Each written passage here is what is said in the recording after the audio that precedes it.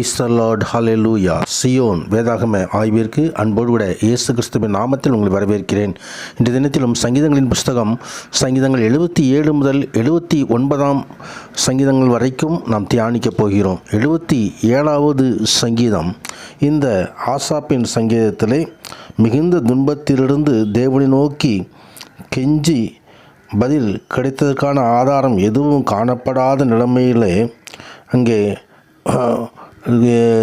Asaph இந்த சங்கீதத்தில் இந்த காரியங்களை வர்ணிக்கிறதை நாம் பார்க்கிறோம். உண்மையான விசுவாசிகள் தாங்களும் இதை போன்ற ஒரு சூழ்நிலையில் இருப்பதை சில சமயங்களிலே காண்பார்கள். அப்படியானால் இந்த சங்கீதக்காரர் செய்தது போல அவர்களும் செய்ய வேண்டும். கடந்த கால தேவனுடைய அன்பின் கிரியைகளை நினைவு கூர்ந்து தொடர்ந்து இரவும் பகலும் தேவனை நோக்கி கூப்பிட வேண்டும். தம் குமாரனில் தேவனுடைய முழுமையான வெளிப்பாட்டினால் நாம் இது பற்றி உறுதியாக கூறப்பட்டிருக்கிறோம். அதாவது நம்முடைய சொந்த குமாரன் என்று பாராமல் நம் எல்லோருக்காகவும் அவர் ஒப்பு கொடுத்தவர், அவரோடே கூட நமக்கு அருளாதிருப்பது எப்படி என்று சொல்லி ரோமர் 8:32 சொல்லுகிறது. கதிரபட்சநாமத்திற்கு மகிமை உண்டாவதாக. ஆம், ஆண்டவர் தாமே தன் பிள்ளைகளை ஒரு மந்தையைப் போல வழி நடத்துகிறவர். மோசே, ஆரோன் என்பவர்கள் கையால் ஜனங்களை அவர் மந்தையைப் போல வழி நடத்துகிறவர். அவர் தமது மக்கள் மீது கரிசனையாக இருப்பார். அவர் யாக்கோபு, யோசேப்பு என்பவன் புத்திரராகிய தம் ஜனங்களை புயத்தினாலே மீட்டு கொள்கிறவர். அந்த உன்னத தேவனுக்கு மகிமை உண்டாவதாக.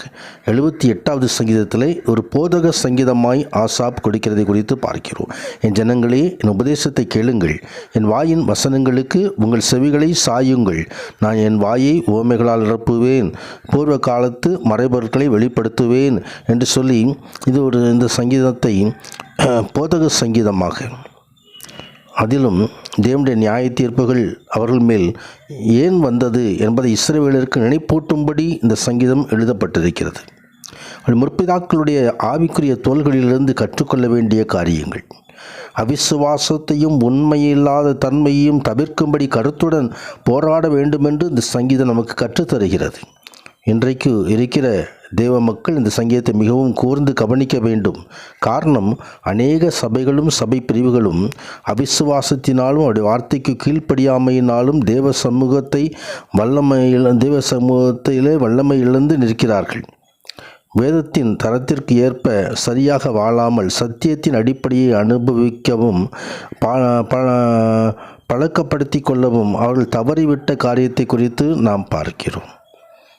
தேவ பக்தூரிய கொள்கையுள்ள தேவனுடைய வார்த்தைகளின் கட்டளைகளை தம் பிள்ளைகளுக்கு போதிக்கும்படி, அவர்களுக்கு இந்த காரியங்களெல்லாம் தெரியப்படுத்தும்படி உபாகமம் 6ஆம் அதிகாரம் 7வது வசனம் தெரிவிக்கிறது.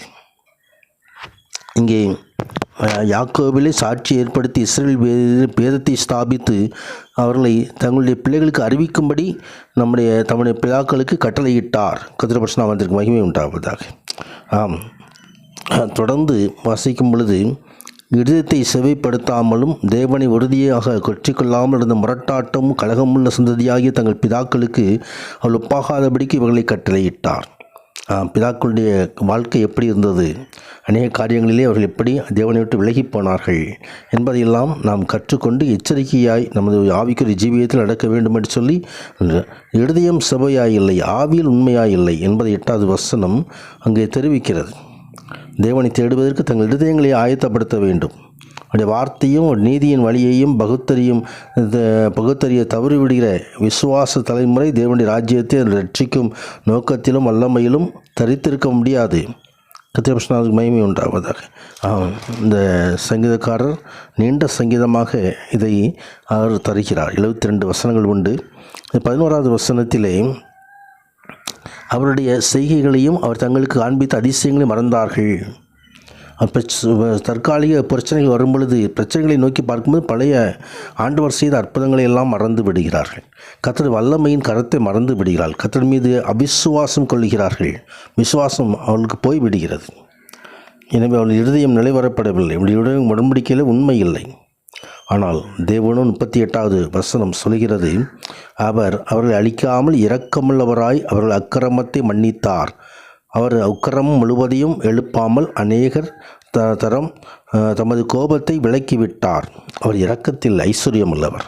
அவருடைய இரக்கத்தை ஐஸ்வர்யம் முடியினாலே ஒரே பேரான குமாரனையே நமக்காக சிலுவையிலே தந்து ஜீவனை அவர் நமக்காக தந்து ஒரு ரட்சிப்பை உண்டு பண்ணியிருக்கிறார்.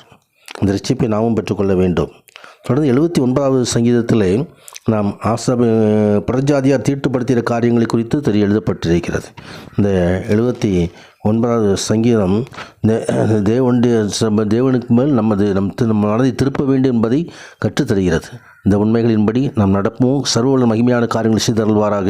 ஆமீன், ஆமீன்.